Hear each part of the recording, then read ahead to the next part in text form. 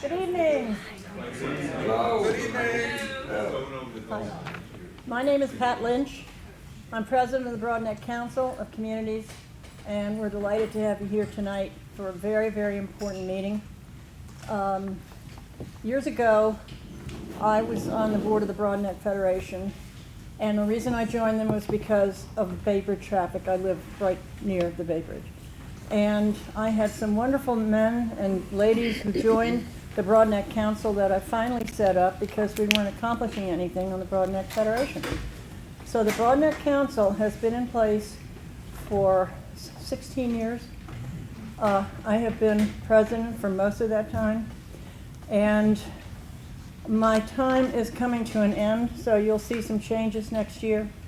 But I just wanted to introduce my own board and have you all stand up and you give them a hand because most of them have been with me for 16 years.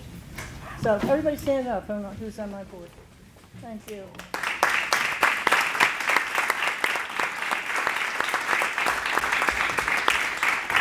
I have to tell you that you're going to be taped tonight, so if you have any problems with that, go talk to this gentleman here, with Chris Walton. And also, there are some applications for joining the Broadneck Council at the table with Barbara Hitchings and Georgia. So that's about all the other news I have to give you. Having to introduce you to our two speakers, I will briefly introduce them now. We have Amanda Fiedler, our own county woman for District 5. And then we have Will Pines, and I hope you know Will. He is the head of the State Highway Association. It is his administration, rather. He is the chief and the administrator for State Highway Administration. And he knows why he's here. We have a few traffic problems, Will, that we want you to solve. Just little ones, Yeah. right? Okay. There are things that I have asked Will to talk about, and some of you don't know what's going on, and everybody wants to know why we haven't solved the problems already. We have this study called the NEPA 2 study. How many know about NEPA 1, NEPA 2 in this room? Well, good. Some of you will. And I'm sure you can fill in the blanks on that. We are halfway through it, and once that is done, then we should be able to concentrate on what answers we can give you as far as where is the third span going to go. And other issues that we've talked about. So with that, I'm going to start the program with Amanda, who's going to cover Anne Arundel County, her challenges from last year, her achievements. Mm-hmm. We had one wonderful event that occurred a couple of weeks ago, and that is when Amanda was able to award the County Council Citizens Legislator of the Year Award, which went to our Vice President, Bo Breeden, for District 5.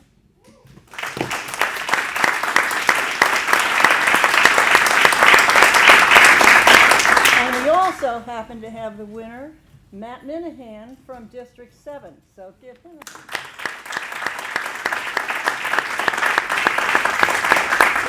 We're going to try to have you out of here by 8:30 so you can go home and watch the debates.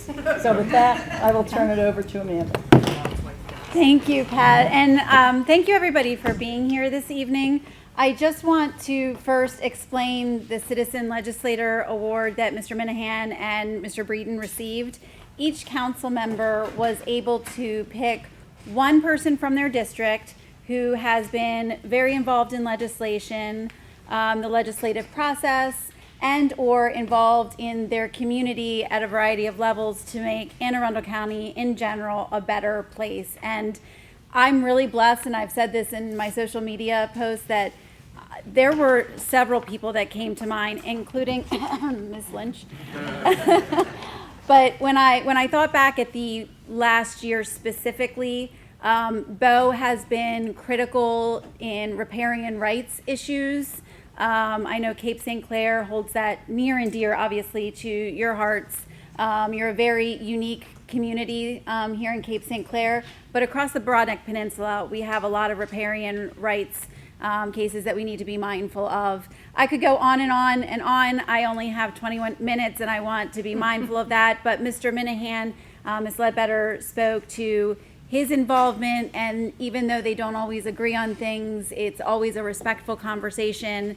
And sometimes we do find a place in the middle where we can agree and progress is made. So that's what local government is all about. And I thank you both for being such a big part of it. So challenges of the past year. There were a lot of wins in the last year. I won't bore you with all of them. We passed a budget nearly unanimously last year. We are a few months into it. The budget goes into effect in July. We'll start the process again. The beginning of the year is when the departments will start meeting with the county executive to formulate their budgets. And then the budget will come to the county council on May 1st, and we will pass it by mid-June, and it will become effective July 1st. So that was a major win. There was a lot of good stuff in that budget, and I was happy to support it. Two major challenges of my first term and last year, cluster development. I made a valiant attempt at updating cluster development. That is a type of development where you take what would normally be a development built from one edge to the other, and the developer clusters those homes into only a portion of the property and conserves the rest of it, whether it be natural features, forest, what have you. There have been some loopholes in the past. I tried to do a complete overhaul. That attempt did not have the support of 3 other council members, so I had to start by chipping away at it very minorly, by updating the definition. So that was a start. So it's very clear what a cluster development is supposed to be as opposed to what it's not supposed to be. And then the second big ongoing challenge really are zoning cases. We have a lot of zoning cases throughout the county, and it is a challenge not only for our inspectors, but for the communities that are dealing with the zoning violations in their backyard, next to them. Our zoning inspectors have some investigatory powers, but they don't have subpoena powers. They don't have the ability to go onto a property if it has private property signs on it. So there are limitations with addressing those. And that's frustrating for me, it's frustrating for the department, and I know it's frustrating for the community. But we have a lot going on right now in the county. I'm going to talk about some legislation, really just running through some high points that are in front of the council right now. If you want to chat with me afterwards about the details, I'd be more than happy to do that. Right now, we have a very large bill in front of the county council. I'm going to get into the details when I talk about affordable housing, but that is Bill 7823. It has been named by the administration the Essential Worker Housing Act. That is a big bill. Bill 8023 is our 10-year solid waste management plan. That is required by the state to show that we have a plan to handle our waste, both the solid stuff that you put out at the curb and the other stuff that we don't really talk about too much. I'll talk about the stuff that we put out at the curb. So right now, our landfill, and this is part of the plan, our landfill in Millersville is expected to be full by the year 2048. Well, our wonderful, ingenuitive thinking folks at DPW have applied to go a little higher than they are permitted to go in that landfill in order to buy us until 2061. That is a very creative way of making use of that property, and the wonderful thing about it is if you've ever been to the landfill, it is entirely surrounded by tree buffer. So the communities will never see when the grading is approved and they can go higher with that. And then when it's completely filled and it has to be put out to pasture, if you will, it's literally covered and looks like a pasture. It's green. So that's a big piece of improvement and buys us some time in our waste management operations. Bill 8323 is also an affordable housing bill that I will talk about in a few moments. It incentivizes a certain type of development and allows for increased coverage of properties with impervious surface. That is a concern that I'll get into a little bit more. Bill 8623 is a redevelopment bill. So we have a lot of laws in the county on how you can build from scratch, but we don't have a lot of guidance on how to redevelop. So that bill is going to lay the parameters, or does lay the parameters, for redevelopment. I do anticipate we will see some amendments on that bill. No bill that is introduced is perfect. It needs some tweaking, but it's probably a longer conversation than we will have here this evening. We also have a bill in front of the county council that I introduced recently, and technically it's called the Accessory Structures in Front Yards. That's, if you look online, that's what it says. I'm not suggesting that anybody put a shed in your front yard. But in the county code, if you have a property with a county road in the front of your house and a county road in the back of your house, the county considers that you have 2 front yards. You do not have a backyard. So even if your neighbor eons ago put a shed in their backyard and you want something that requires a permit in your backyard, the county comes out and says, nope, this is a front yard. Wait, my backyard's my front yard? Yup. Even though my neighbor has a backyard. Nope, this is your front yard. So this bill basically says if your neighbors next to you have the same type of items in their backyard, it's a backyard. If you have a front door that you access your property from in the front, that's your front yard. It's common sense legislation. And I do want to, I was talking about some successes. I neglected to mention that I passed a bill earlier this year that is going to give an opportunity for the Early Heights Volunteer Fire Company to utilize their land in order to build a new fire station, which is desperately needed. I know we have a volunteer firefighter from Cape St. Clair here this evening. Our volunteers are huge support system to our career volunteer firefighters. Not only do they go on calls and add that person on an apparatus that is critically important when our firefighters go into a burning building, they are the firefighters that raise money for apparatus. It is really expensive, and the county could not afford the amount of apparatus that we have if it wasn't for our volunteers. So I have to give you a round of applause. So I'm going to skip around. I know I had numerical order, but I'm going to jump into the affordable housing, which was item number 3 on my agenda. The affordable or essential worker housing bill that was introduced by the administration was introduced with the intent of providing affordable housing for our essential workers in the county. That's our firefighters, police, teachers, nurses. I mean, you think about the folks in the industries that you need in a community to function efficiently and just basic essentials. Those are the industries. It requires in certain conditions, certain developments, there be a percentage of moderately priced dwelling units included in the development plan. If a developer comes in and has 9 homes or fewer in their plan, they are exempt. They don't have to have a moderately priced dwelling unit, an MPDU. If they have a development that is between 10 and 19 homes, they can pay a fee in lieu so that they do not have to include an MPDU, but they're paying into the Housing Trust Fund. The Housing Trust Fund goes to a variety of housing needs in the county, including rental assistance if someone falls on hard times and can't make rent. If a developer builds 20 homes or more, or 20 units or more, they are required to have between 10 to 15% of MPDUs in the plan. Those MPDUs cannot look much different than the market rate houses offered. They cannot be put in the corner of the development. They have to be worked within the development.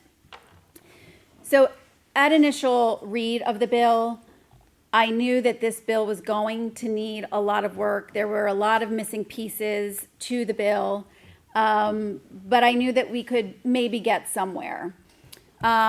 Typically, the Anne Arundel County Council has supported grandfathering amendments because we recognize that, and I have to not say we, I recognize, and I would assume my colleagues recognize because they've supported it in the past, that developers and landowners have invested a certain amount of money if they're already in the pipeline for development. To ask them to go back to square one would cost a lot of money, and we don't want to change the rules midstream. But when we're talking about a housing crisis and the essential need for these units, I thought it was not in the best interest of those individuals to support a grandfathering clause. So we had a meeting, and the grandfathering clause failed. The 3 Republicans and 1 Democrat voted against the grandfathering clause. When we came back at the following meeting, the same amendment was introduced, and I asked the same question of the administration. If this grandfathering clause passes, how many units are not going to come to fruition? Some unknown number. Could have been 10, could have been 50. We'll never know, but 1 is one too many, right? If you're trying to solve a crisis. The one member on the other side of the aisle changed her vote, and the grandfathering amendment passed. The bill was really targeted to our workforce here in Anne Arundel County. In that same meeting where the grandfathering legislation passed, there was an amendment that removed the requirement of applicants to work in Anne Arundel County.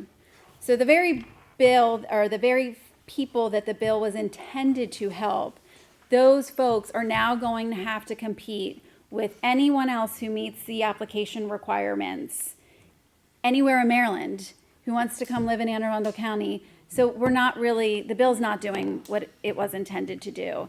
And I wrote about that in my newsletter. If any of you have seen it, my colleague on the council, Mr. Volke, wrote an op-ed to the Capitol sharing those same concerns. So I'm not sure where this bill is going to go. It has 2 more meetings to be amended before we have to vote on it. And I'm not entirely sure it's going to make it across the finish line. Other jurisdictions that have had successful MPDU programs, they studied their specific area, their real estate market, market needs in general, and formulated something very specific for their county. Montgomery County did just that. They are one, if not the only, MPDU program in the state that has been successful. And that's because other jurisdictions just tried to copy what they did, and it doesn't work everywhere. You really have to cater this type of program to your specific area. The elderly, moderate means, and workforce housing bill that I also mentioned as an affordable housing bill.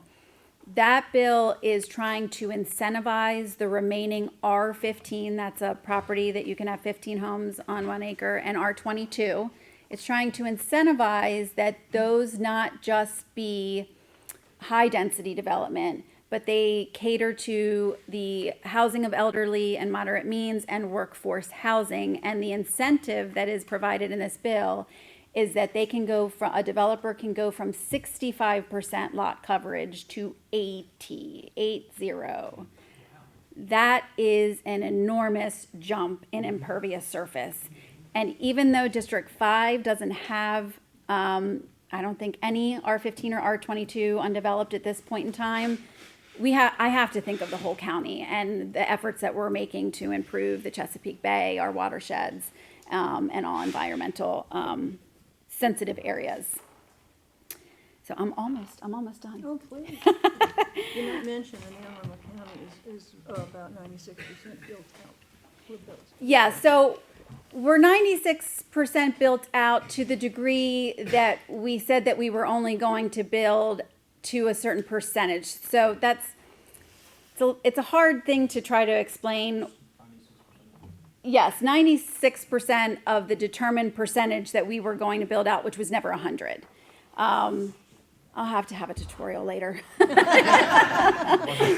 51% originally? It was Definitely originally too late for math. Yeah, it was originally 51%. The Pittman yes. Yes. The Broadneck Trail, they are working again. I know folks were asking why, oh, why have they stopped?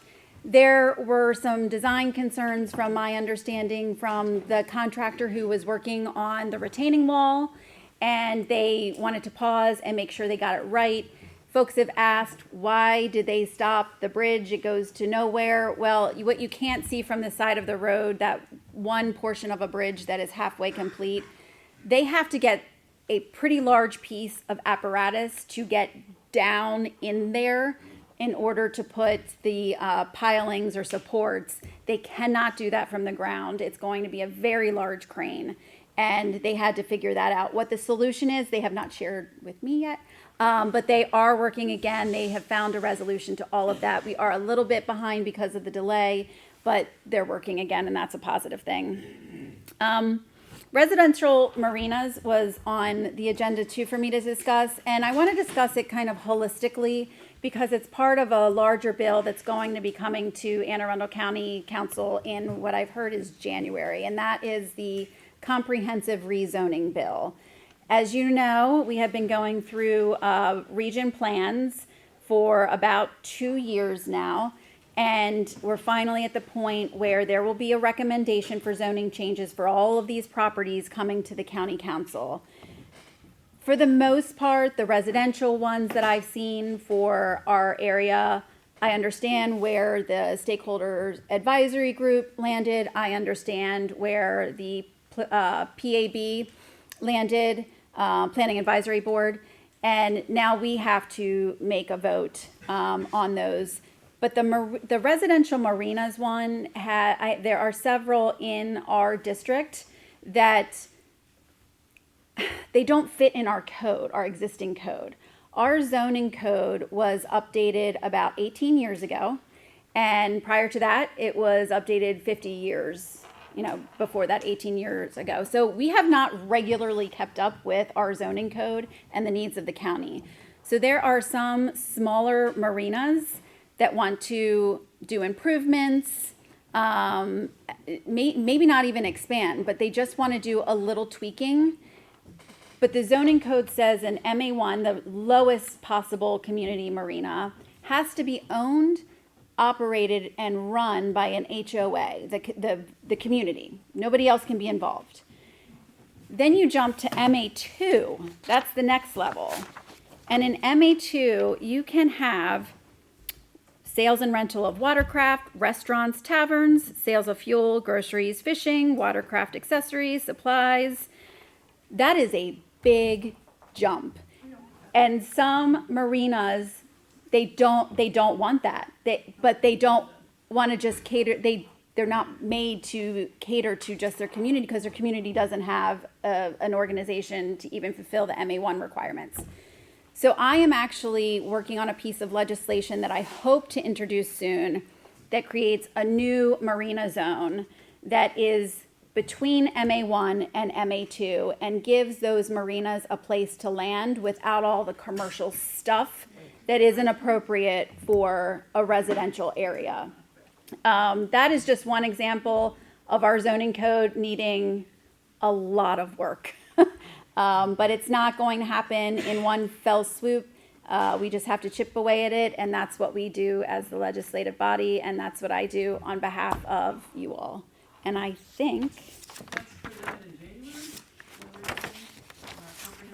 So comprehensive rezoning, what I have heard is that Region 4 will be introduced slightly after the first two regions, I think 5 and 7. Bo, am I? That's what I've heard. Yes.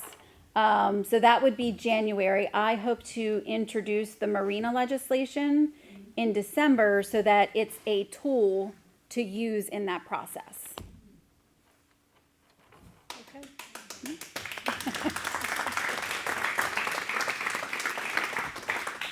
I know you have many questions, and that's why we have refreshments afterwards, and you can stay. Talk to Amanda. Okay, Will. All right, well, good evening, everyone. As it was mentioned, I'm Will Pines. I'm administrator at Maryland State Highway Administration.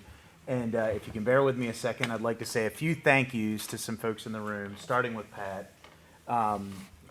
I want to thank her for inviting me to speak tonight. This is my first time with you, but first time at State Highway. But Pat and I have been friends and colleagues on the BRAG, which really does focus on the interests of the Broadneck community in so many ways, and especially in the topic of congestion. And so she's a very strong advocate for this community. BRAG members like Pat and Barbara Hitchings, wherever she is, they volunteer their time back in the back. Vice Chair. Yeah, she is our vice chair on the BRAG. And Explain what brag is, because most of them don't know it. yeah, so BRAG is the Bay Bridge Reconstruction Advisory Group. It meets on a quarterly basis, and they're members of the BRAG. I am also a member of the BRAG, representing State Highway, but we also have some other MDOT representatives, which I'll talk a little bit more about in a second. But they volunteer a lot of their time to make sure that this community is well represented. And I think that the number of people here tonight is a reflection of how much they try to communicate out what they hear, and that you get valuable information from all of the feedback. So thank you to them. I'd also like to thank our county and state elected leaders here tonight. County Executive Pittman is a great partner with the state. He's put in place a lot of programs in the county that have helped move a lot of projects forward. I'm going to talk about that a little bit more as we kind of get into the remarks. But I think we have somebody here tonight from Senator Giles' office. Yeah. Delegate Bagnall. And she's everywhere. Anytime I'm in the county, she's always there. And obviously, Councilwoman Fiedler, she's a friend and an ally. We worked quite a while on Bay Bridge issues. So, as I mentioned, Anne Arundel County really uses the local funding in a wise manner to partner with State Highway to move county priorities forward. And frankly, we don't see this everywhere. Some counties don't take advantage of the funding that they generate to be able to focus on infrastructure. But we know that it's a very common need in communities, and this county does a great job with that.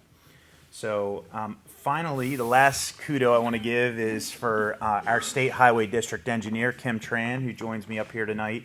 When you ask any technical questions about detailed projects, I'm going to kick it to her.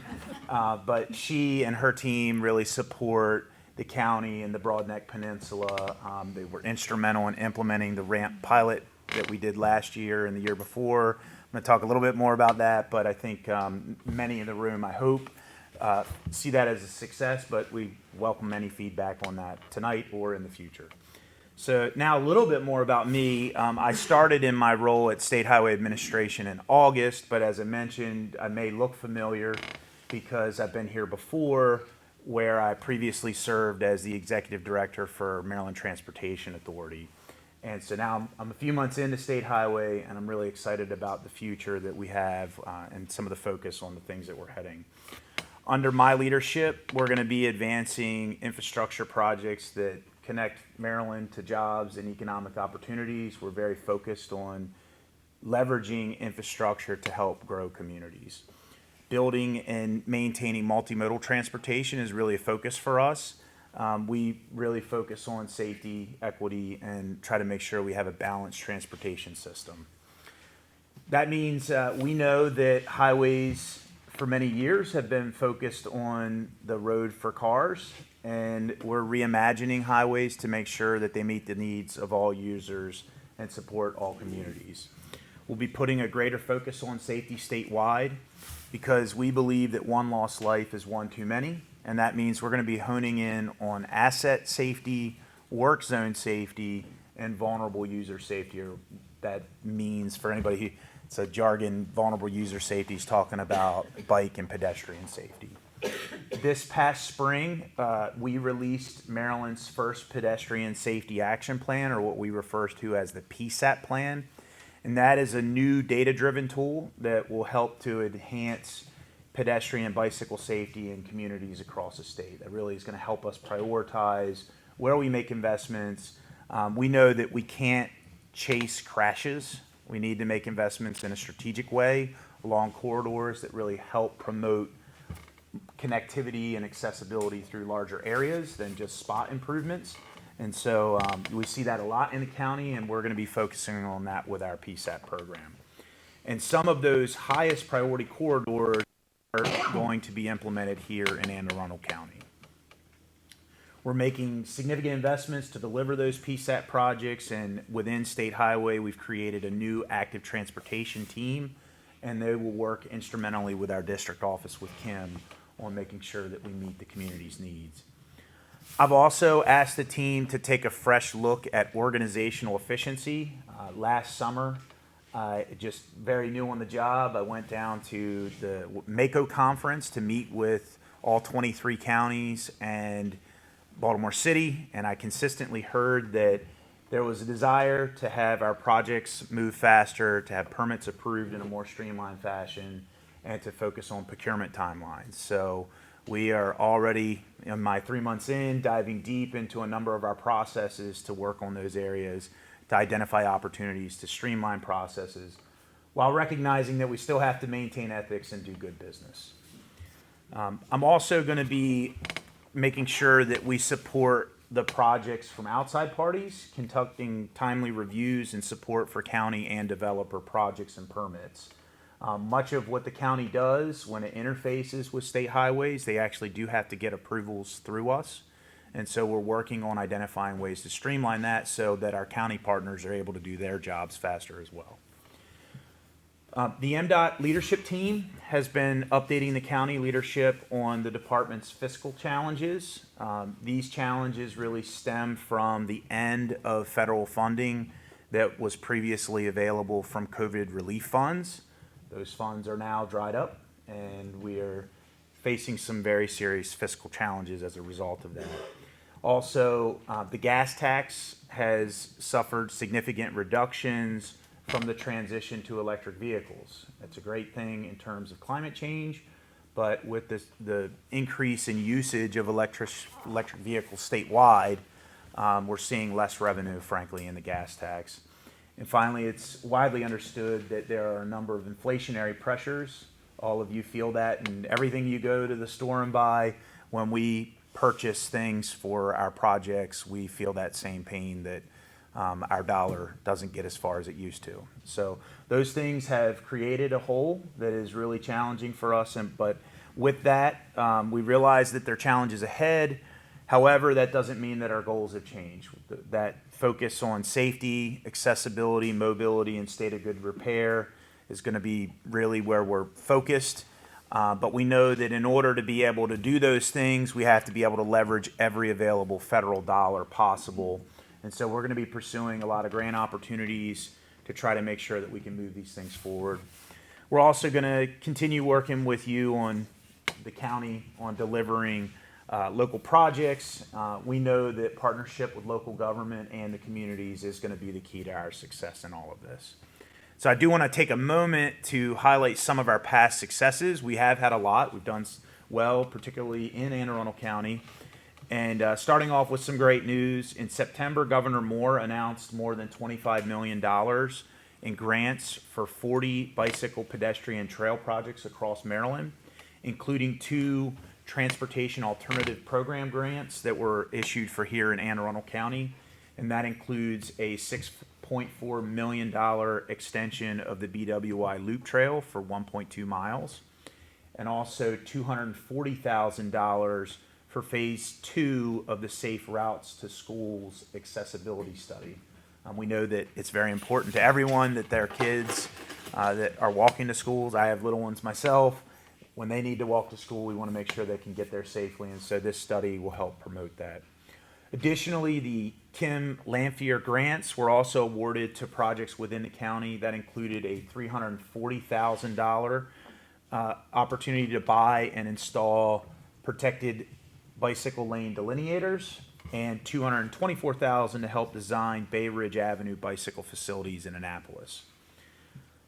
As part of the Maryland 175 and Maryland 295 interchange improvement project, Maryland 175 will be expanded from 2 to 6 lanes near Selmer Road and McCarran Court. That $77 million project also includes bicycle and pedestrian accommodations and signalized left turn lanes at Maryland 175. And our staff is working with currently right now, working with our contractor and other agencies on the utility coordination for the project. Additionally, preliminary design is underway for the county's top transportation priority, which will enhance safety, accessibility, and operations on Maryland 3 from St. Stephen's Church Road to Maryland 32 interchange at Interstate 97. And this includes a third lane in each direction, a shared use path, and improved sidewalk and crosswalks. We appreciate the county's continued funding support, which is helping to advance this project. As I mentioned earlier, this county does a great job in actually bringing some of the match to the table. When I talked about leveraging every federal dollar, it may not be well understood to everybody, but typically when we do projects, the state will contribute a certain percentage, usually anywhere between 0 to 20% of the cost for a project.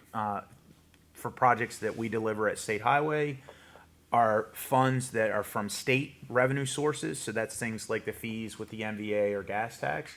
The other 80% come from funds from the federal government or more, that are things like the bipartisan infrastructure law. And so we try to maximize. When I say 80-20, we want to get up to 100-0, where we're saving every possible state dollar to be able to do as many projects as we can by using the federal dollars. That match, it can either be state funding or county funding, and this county has been very proactive in bringing county money forward to help make sure that their projects move faster, and that's really helpful. Design is also underway for improvements to northbound Maryland 2 from US 50 to Arnold Road, the addition of a third lane and a sidewalk from Chautauqua. Better. Yeah, I've had to say this one a couple times. Not as good as that one. But road to Arnold Road and along Arnold Road from the B&A Trail, B&A Trail to Maryland 2 to improve safety for vulnerable users and traffic operations. And same thing, thanks again to the county for the funding that they brought forward. And we anticipate reaching our 30% design on that project early next year. And probably the thing that most of you are most interested in on the Broadneck Peninsula, that I'll close with in my remarks and then kind of get into some of the Q&A, is that this past summer we conducted the US 50 pilot project to ease congestion on local roads and improve traffic flow along eastbound US 50. Before kicking off that project, we, the State Highway Administration, prioritized public engagement to really kind of determine what potential solutions would be most favorable to the community. We discussed several concepts, things like the ramp closures that were implemented, one-way solutions and other options. We heard loud and clear that several of those options were not preferred, like the one-way option. And so, we moved forward with the legal ramp closure option. We've heard of many concepts that are not legal, but what we have done is legal. And so that's important. And during the pilot, we closed the ramps at exit 30 and 32 from 10 a.m. on Thursdays to 6 p.m. on Sundays, as well as permanently closing exit 31 at Whitehall Road, which was frankly a dangerous entrance onto US 50, and we think it was a good improvement to close that. Feedback from the Broadneck Peninsula from residents has been generally positive. Therefore, we anticipate continuing that ramp closure program next season. We have, however, heard some feedback about impacts to Northrop Grumman employees and a few businesses along the local roads. And so we think we can tweak the operation next year to lessen those impacts. This will likely mean keeping exit 30 open on all days and scaling back exit 32 on Thursdays so that Northrop Grumman can kind of plan around with their employees getting back onto 50.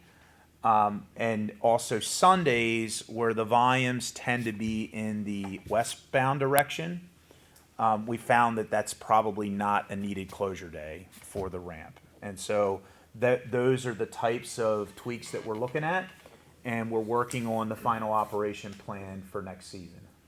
We can talk more about it if you disagree. So I also recognize that many in the room are likely interested in the next steps on the Bay Bridge Tier 2 NEPA study. State Highway is a partnering agency supporting the Maryland Transportation Authority as they lead the ongoing study. Because they are the study lead, the study project team will need to answer any detailed questions on Bay Bridge. However, I do recommend a few steps to stay connected on project updates. The first I already talked a little bit about, that's attending and or watching the Bay Bridge Reconstruction Advisory Group meetings. Those meetings cover all things Bay Bridge, everything from like why contraflow is done a certain way, how these ramp pilots have been working, what the traffic numbers actually are, how the NEPA study's going. I mean, Pat could tell you more, but it covers a lot of Bay Bridge topics, and so I'd encourage you to watch those. They are live streamed, so you can attend the meetings, and they're also saved on the Maryland Transportation Authority's website, so that if you want to go back and view them, retroactively, they're there for your viewing pleasure. Minutes are also posted if you'd like to just read a concise version of that. Second thing is visit the NEPA study website is baycrossingstudy.com.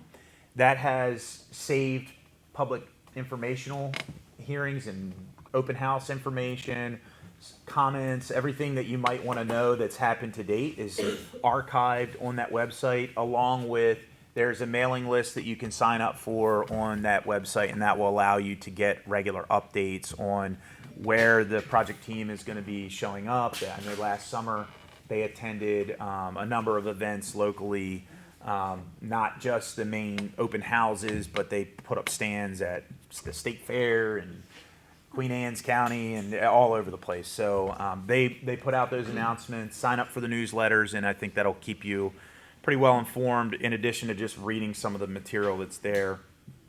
And with that, I'm happy to entertain any questions that you may have. I saw a couple heads shaking. If you want to jump in and provide your feedback, I welcome that. But happy to take any questions that you may have. Could you re-explain exactly what the plans for next summer are? I sort of heard that, hey, it worked really great, but you know what? We're gonna let Grumman get on. We're gonna make it easy for Grumman. We're gonna not worry about exit 30. This summer was, for the most part, so much better than it has been in years. Right. Thank you. No, I'm serious. And so you have something that's working. Why tweak it? And you want to tweak it. Don't do that, please. We're trying to make it work for everyone. We heard Okay, feedback. we've suffered for years, Right. please. Right. So let me say again what it is. So what we're talking about is at exit 30. So you have exit 30, then 31 is what we permanently close, then 32. Right, There's thank change, you for right? closing 31. Yeah. The distance back to 30 and its proximity to St. Margaret's, right? One of the challenges that we've seen is the St. Margaret's signal operation. That's had some queuing because everybody's getting diverted back there. When people want to go shopping, they got to go further back. Exit 30 is very close to that. We think that by keeping 30 open right near McDonald's and all that, that's not likely to result in diversion on the local roads. We're not opening up Oceanic. That's going to continue to stay closed. Okay. Is that fair? Yeah.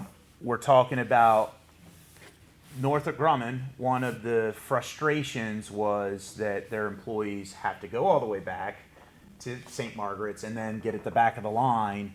If they could plan their work week better and anticipate that they're just going to plan for Fridays, that would be more accommodating to them, and they could, if we scaled back and did not have Thursdays. We think that from the volume perspectives, there are periods that may not work, a rain day with, no two-way operations. There could be problematic days, but for the most part, that would be generally reasonable and accommodating a major employer in the region. And then Sundays, the predominant movement is westbound. Right, and I understand that, yeah. So that's where we're still looking at it. I don't want to say, but that's the thinking. So this is another test summer. You're testing this new idea.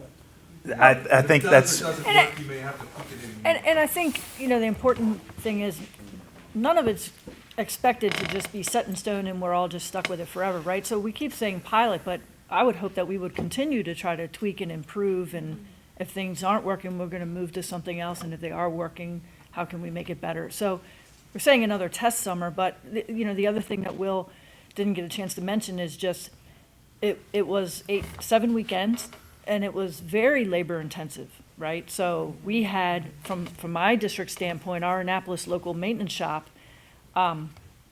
3 dump trucks and a team leader truck, and 6 guys, plus paying for the state police to be out there too. It was an entire team, right, of guys that, I mean, it was nice in the summer to sit in an air-conditioned truck instead of all the other work that needs to get done. So it hit the budget pretty hard, and there's a lot of other work that needs to be done in the county that frankly wasn't able to get done with an entire team not able to work on Thursday and Friday. And they were earning overtime on the weekend, but that hit our budget as well, right? So we're trying to find ways to make it maybe a little bit less labor intensive, but still give the benefit to the community that you guys have been needing for so long, and we recognize that it was a big improvement for you guys. The traffic signal that he mentioned, the flashing light, Bush's frontage at St. Margaret's, where the overhead red flashes, it's a multi-way stop. We are looking to convert that to a full color signal. We're hoping to get that operational by next Memorial Day weekend. Look at that as a question. Yes. Just for our clarification, in terms of tweaking, how much flexibility do you have in terms of making sure public comment and pivoting if you're finding that something doesn't work? How much ability do you have to alter course in the midst of the pilot? I'd like to say we want to get, you know, we see sometimes like there's a single weekend, there's a crash, there's a rain event, there's something happens, and we saw that at the pilot on the Eastern Shore. We had one weekend, there was a crash on the bridge, backups were 16 miles, and we didn't have that open, and we got a lot of pain about having the Eastern Shore closed. And then the very following weekend, we had a severe weather event, and we had announced that we were going to do the ramp closure, and then we backed off of that because it was like, hey, if it floods, people aren't going to be able to get out of here, and this is a bad idea. So we are adaptable. We do want to give these things a try and not just have one weekend that hurts. And you know, I think I try to stay away from Bay Bridge a little bit because I've been gone from MDTA for 3 months, but I have said many times in my old hat that I think we all understand that the Bay Crossing study is looking at the real solutions to congestion in this region, right? This is a Band-Aid, and it's a Band-Aid that you're still going to have all of the US 50 congestion, and frankly, some folks, if you yourselves are going to the Eastern Shore or you're coming back from the Western Shore, it's already tough, right? And that nothing that we're doing with these ramp management concepts is going to do anything about that. This is just to provide relief on the local roads from those who are using the local roads only to detour around the 50 congestion. So, yes, ma'am. So let's talk about exit 30 and reopening that and on the weekends and what impact that has on our community and specifically St. Margaret's Landing. Mm-hmm. So you're just basically you're just basically moving traffic that's trying to get on Route 50 closer to where we live again, right? So now they can get back on, they can get on Route 50. All the people who are going to the Eastern Shore can now get on Route 50 at exit 30 if you keep that open. And that defeats the purpose of keeping that access road clear for local residents. Now you still have people who know they can get on Route 50 by going through the back roads and get on at exit 30. But and it worked when it was closed because it's the best summer we've had of our whole 20 plus years residents back there, and it was like a blessing for us. And now you're essentially going to put us right back into that traffic at the exact same We- times by opening up 30. We don't think we will. But let me explain why. Okay, so if you think about the distance from St. Margaret's to 30, right? When we look at, we've done studies before about the time savings for somebody using the local road and how Waze will actually divert them to use it to get around to go over the bridge, right? So the primary destination of folks doing this is to get over the bridge, not to go to McDonald's, not to go from the Wawa to 30. They want to get all the way up to Oceanic and get on 50 there, because otherwise there's not a substantive time savings. So when they can't, they're gonna do it at exit 30. We certainly expect folks would use it at 30. Yeah, for But- sure. but We the- don't want them to use it. We don't want them getting on Route 50, making a left-hand turn off of the access road to get on Route 50 at exit 30. That's a left-hand turn. That's a three-way stop there. And it's just like at 31. That was a two-way, that was a three-way stop as well, and you were making a left-hand turn to get onto Route 50. And that traffic backs up when everybody has to make a left-hand turn to get on 50. If you leave exit 30 closed on the temporary time frames, nobody tries to get on Route 50 via the access road. It doesn't back up. They get on at 29. How many employees are at Northrop up there? So they have over 400 and some, but the ones that live on the eastern shore and have to get back over the bridge, it's like 120. So 120 people versus 50,000 people on the Broadneck Peninsula. Well, I wouldn't say verse, Well, but. no, I'd say yeah. verse. I live here. This is my problem. 120. Okay. But the point is that at the four-way stop with the blinking light, and you're coming up St. Margaret's Road trying to get home because you're a local, and you're staying off Route 50, because we're gonna let everybody who's going to the eastern shore use Route 50. You're coming up St. Margaret's Road, and you can't make a right-hand turn at the blinking light onto the access road, because there's no right-hand turn lane. That's a shoulder that people use as a right-hand turn lane, and sometimes there's a police officer there blocking our ability to use the shoulder to make a right, which blocks the traffic up even worse. But it will operate a little more efficiently once it goes to full color signal. But I understand what you mean. You still have Yeah. to make a left-hand turn to get on Route 50 at exit 30. Need a circle. Yeah, Le- yeah. If I may, let me say, we hear you loud and clear. We'll go back and take another look at it and make sure, just like we did with the one-way, if it doesn't work, we understand that we need to make sure that we're managing this. We want to try to accommodate, it's not, in our view, it's not 120 versus 50. I get it. We want to balance this in a way that tries to meet everyone's needs the best we can with a very challenging situation, But right? you said there was a need. It worked. The She 120. just said it Northrop worked. Grumman. It didn't work for the Who 150. didn't it work And it for? may not, Northrop Grumman. work for the local businesses on the Or our south side. budget. And a few of the businesses over there, yes. If I may, so I haven't heard from Northrop Grumman, but I have heard from business owners in Cape St. Clair Shopping Center. And they have expressed that they have employees who either had to leave because their shift no longer worked with their lifestyle and having to plan around going one way to double back. So there is, and they're members of the community. So I do understand, I absolutely understand your concern. I won't say how much I go to Blue Crab Cupcakes, but they're a whole lot faster in the summertime this year.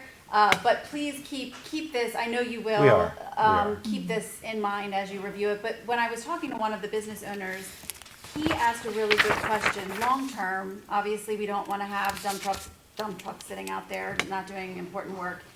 If we decide, yep, this is going to be some fashion long term, I'm assuming some kind of gate system.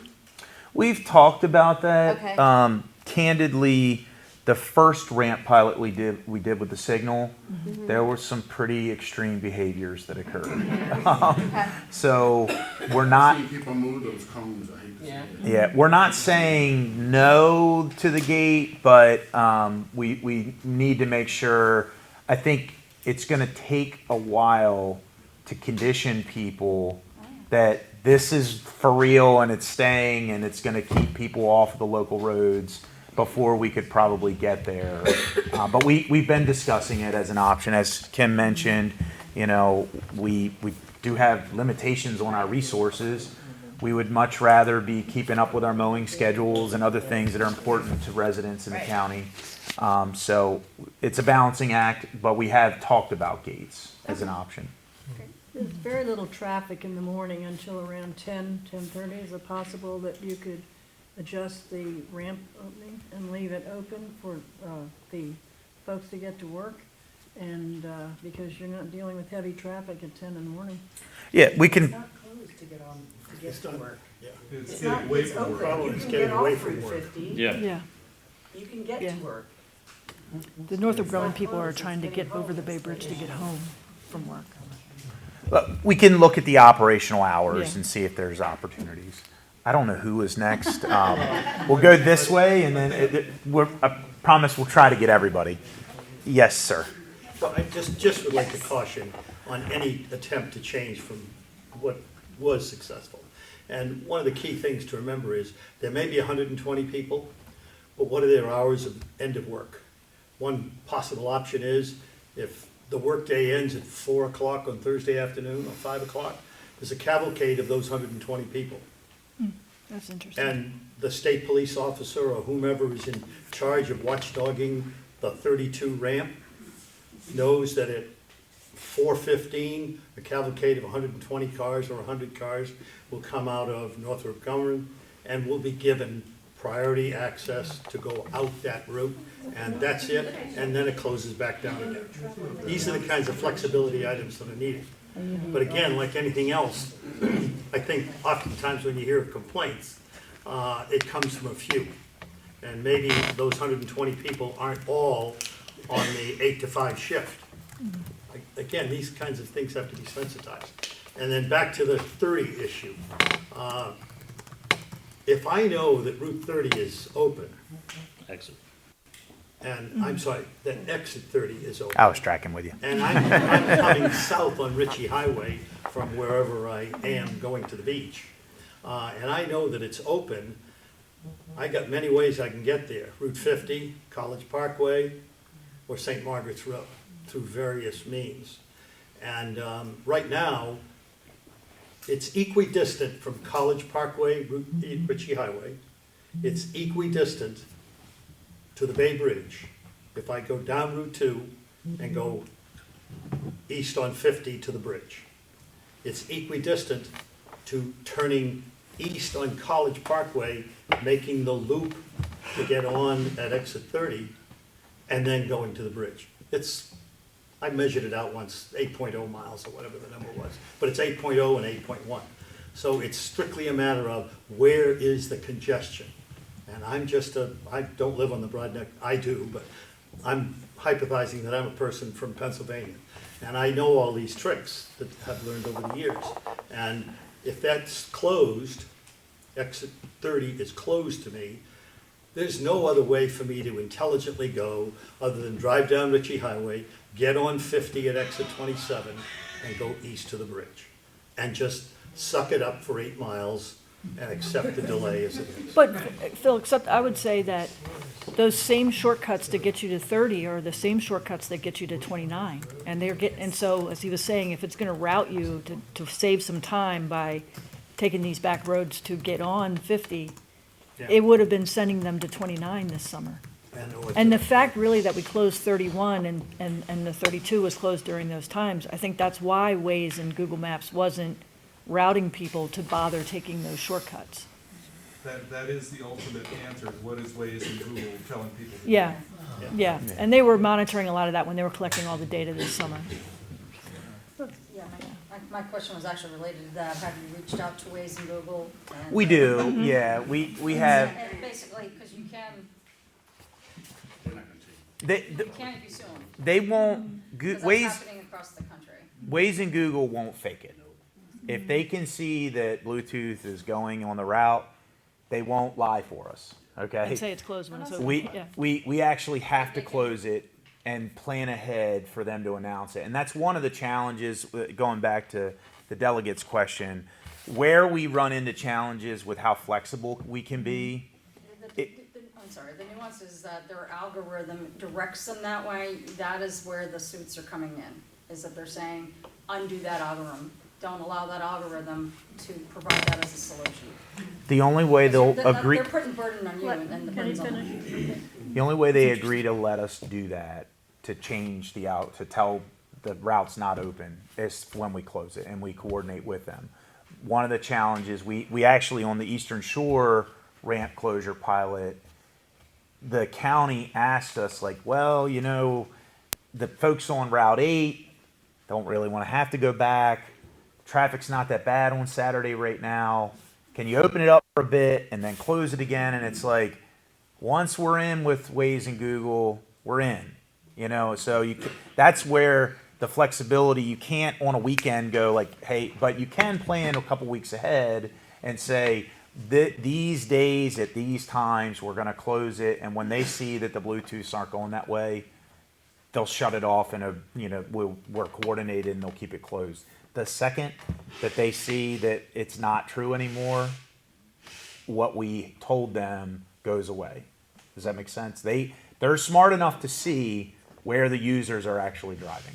It's the reverse frame of reference is what I'm advocating. That's what some states seem to be discussing. Yeah, but they haven't been successful, Hasn't like the state been Massachusetts successful? and others have been shut down by Google and Waze. I mean, it's a conversation That's where we've the had for like 6 or 7 AGs years. need to get together and do it. The state has tried for years to We've do it. had Because the state's spending money because of commercial companies. That's really the bottom line.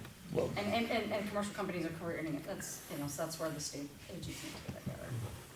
And or state highways. Let me go to, this gentleman's been waving like go ahead, sir.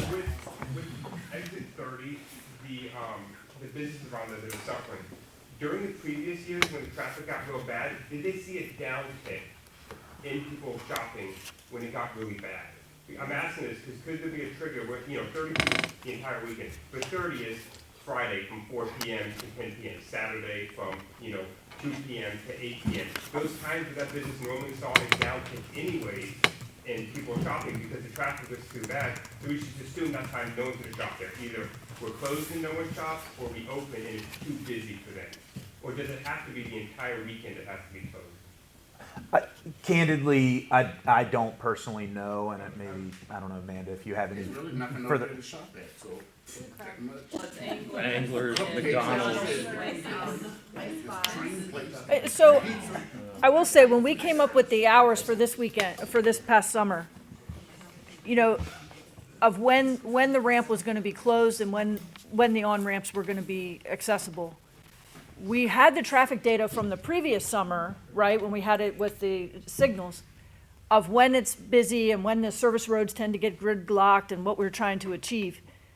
And it's not, obviously, needs to be continuous from 10 a.m. Thursday through 6 p.m. Sunday. But what you also may or may not realize was we had 186 signs that needed to be opened up and then closed back down. So, and the 3 bucket dump trucks and the guys and all that stuff. And the information out to the public of when it's open and when it's closed. So we just didn't have the manpower to close the on-ramp, for a few hours and then open it up again overnight and then get out there and do all the signs again for Friday and then do it all again for Saturday. So we just made the manpower decision of just leaving it closed for the whole weekend, the on-ramps. But we only manned them with the dump trucks during those peak times. And frankly, in the middle of the night, if someone moved cones and got on anyway, a tree fell in the woods in the middle of the night, no one saw it. But we would put those cones back in place when we would go out and man it. But we just didn't have the manpower to open and close all those signs. They're still out there. You see them. They're folded up, right? I mean, yeah, the detour signs. Yes, sir. Working at Northrop Grumman for 49 years, I just retired 2 years ago. Core hours of work is 7:30 to 4:15 at Northrop Grumman. Thank you. Thank I you. was gonna add to that, that you've already got a policeman sitting at that exit. So if his idea proves to be a good, valuable idea where you have that caravan of people coming off, police officer's already there, he's already being paid, could he not get out and direct them? So when we launched the Eastern Shore pilot, we actually weren't able to get police support for that side. So we're not sure that the operation is always going to have police, frankly. They have a lot of other, I'm put my old hat on for a second. I got all the phone calls about enforcement for the red X's and the, there's a lot of things that police need to do. And, this is only one of them. And so it is the manpower nature of it. It's tough. So we're going to try, kind of in line with the Gates idea, scale back the resource demand from this operation as much as we can, so long as we're not seeing like really aggressive misbehaviors where people are doing things that they shouldn't. Yes, sir. Yeah, I was on Route 50 Thanksgiving Day about 11 a.m. Traffic was backed up all the way to Rebel Down, not Rebel Down, but the Rebel gas stations and stuff. And then people knew their way. They were flying down the service road, and they were, guess what? It was all backed up, so you had to let them in. They must have been backed up half a mile. So creatures of habit, they're going to do it. If the open 30, they're going to be there. Yeah, and we do have to set operational period for this, right? It's not currently, we've never advocated to do this year round. We're not in position to do that. We have many operations we've got to do with winter operations. So yeah, there absolutely, if you get wind warnings or rain events where there's not two-way, that this can happen even in the middle of the wintertime. We know that. I think the point is, why not try it 2 seasons in a row, the way it worked the first year, and see how it works the second year, instead of making a change the second year for the summertime program. I think I'm going to, like I said, we'll take a look at it. I hear your comment loud and clear. We want to take a look at the traffic numbers. We want to the routes, see how things go. We're going to have to do quite extensive traffic analysis for the signal installation that Ken mentioned. But we're trying to hear everyone's feedback, and we have gotten feedback. In addition to yours, we've gotten others, and we want to try to balance that as best that we can. I think if Whitehall Road doesn't back up towards anglers, then we don't care. We can get home. But if people are making a left turn and blocking westbound Whitehall Road, no traffic light there, no law enforcement, right, that's going to be a problem. If people are backed up to make a left turn, that blocks us going east on Whitehall Road. Mm-hmm. But if there's a way to prevent that from happening, make the turn lane longer, some kind of way to do that, then I don't think any of us would care, right? Traffic We circle. just drive down Whitehall Road, and it doesn't affect us, then we don't care. It's just not Whitehall Road. Yeah, I understand. Yes, ma'am. But we're still backed up all the way at the beginning of St. Margaret's. I'm sorry, could you say that again? I couldn't. We're still backed up all the way at the beginning of St. Margaret's. Of course, and that's what we knew would probably happen, is you really sort of just moving the problem west, right, or west and south. So we're never going to be, we're going to be chasing it all the way down to downtown Annapolis eventually, but we know we're not going to be able to solve the problem much further away from the bridge. Yeah, they're, like he said, they're looking for every opportunity to shave a few minutes here, a few minutes there, get as close to the bridge as I can before I actually get on 50. So we don't think there's a way to extend it much further than where we already did. We know right now, last summer, exit 29, entrance 29 was the last place they could get on. And that caused still more backups down on St. Margaret's. You had your hand raised, ma'am. 2 years ago, you had the temporary, I'm going to call them flashing lights, that said local traffic only onto College Parkway when you were coming south on Route 2. Then last summer, you had the permanent signs that say Stay on local 50 or traffic something, yeah. whatever. What are the statistical differences between the two? Is there any? Because I did not see any changes at all, whether it was the temporary or the permanent. Everybody is still going on College Parkway to get to 29 and then go on 50. I don't have those stats. I mean, we know that people don't always obey signs, right? We have signs, don't text and drive. We have signs that say don't run in the lane with the red X. We have a lot of signs that people are human and they're not always going to obey signs. I don't have those stats, but we understand your point that they don't always work. They do inform people of what the correct behaviors are supposed to be, but that's not always what reality is. Just interested, thank you. I'd like to commend you guys on that signage for that last summer. It was enough signage out there, but people weren't paying attention, just not reading, and they thought they could just do that. And they go down, they see it get mad, and come all the way back up. But it was enough signage out there, way back, they should have known this. People just think they're gonna do what they want to do. Yes, sir. I wanted to comment on the deployment of equipment, like big dump trucks. It seems as, can you get cooperation from the local and state police to man these? They were out there too. We had both. Well, why do you have both? I mean, wouldn't one vehicle be enough? So the first pilot we did, we had very aggressive behaviors. The one with the signals, yeah. They can deal with it, if they're police, right? Yeah, but that clogs the system up. Well, yeah. They'll have be out there nighttime and everything. I actually seen people move those cones out the way. But if there's a police car in the way, Can I speak? I don't think so. Sure. Yeah, I want to address two things. Back in 2017, I had signs put up, the local traffic-only signs put up all over the East College Parkway, which was a big backup of traffic because we were competing with Sandy Point State Park.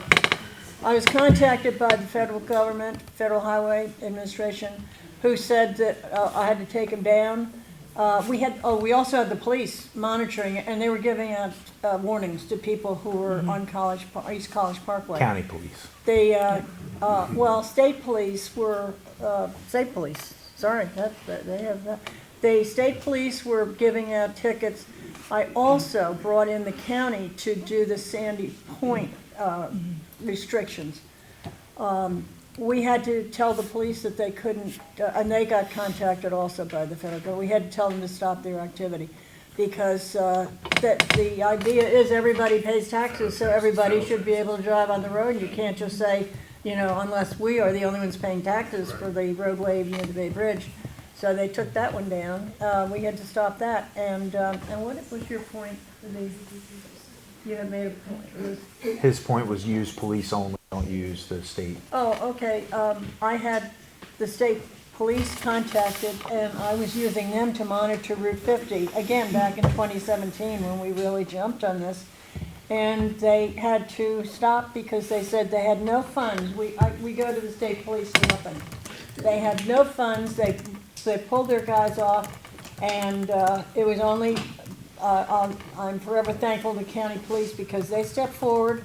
If some of you were at that meeting that I had in 2016 where the stuff hit the fan and the legislators were there and everybody, elected officials were there, and no one had a solution. County police came up to me and they said, "We cannot let your people suffer."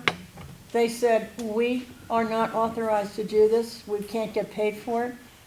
They said, "We will try to use our overtime." So I go over on Sundays when the county police are monitoring the Sandy Point entrance, and I just bring them Cokes and cookies and stuff just to say thank you, and they love it. I felt guilty because now they're working on the weekend.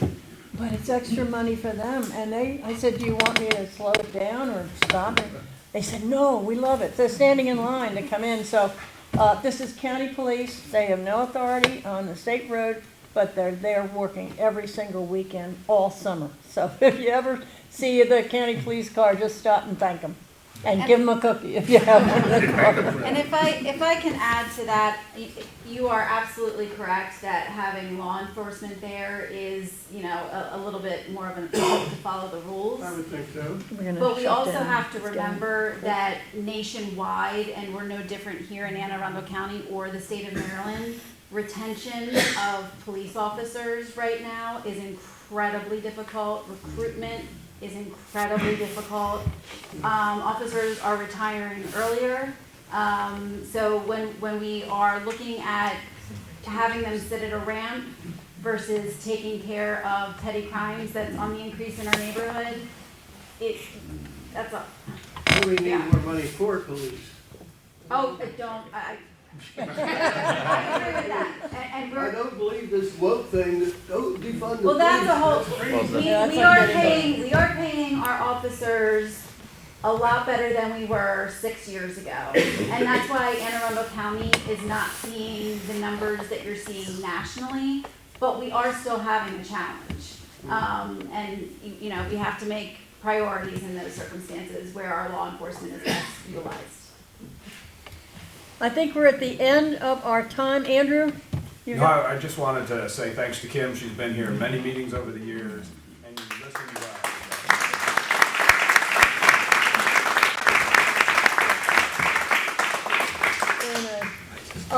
I want to thank you very much and tell you how important it is that some of you, or all of you, try to be members of the Broadneck Council. I believe we're the only organization in this area who brings you together. We have meetings every quarter, such as this, and we use the Cape Clubhouse. Thanks again to Bo for giving us this free, but we have expenses to pay for cleaning up and refreshments, etc. So please, if you are not a member, and we have a good group of members now, stop and talk to Barbara on the way out, and we will have another quarterly meeting next year. So thank you very much for coming. If you want to stop and grab some cookies and talk for a while, said we'd be out of here and shut down by 8:30. Thank you. Thanks, Bill. Thank you.